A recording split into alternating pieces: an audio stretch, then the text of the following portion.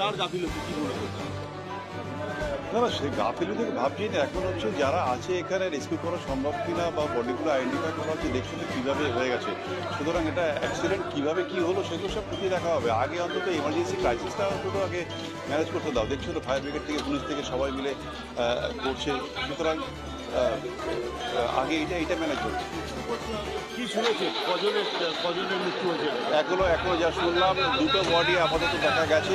একটা বের করা হয়েছে আর একটা বের করার চেষ্টা করছেন অফিসাররা।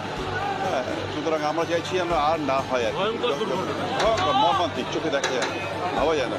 মানে গাড়িটা মানে বোঝাই যাচ্ছে না ওটা একটা গাড়ি, একটা অ্যাম্বাসেডারের গাড়ি।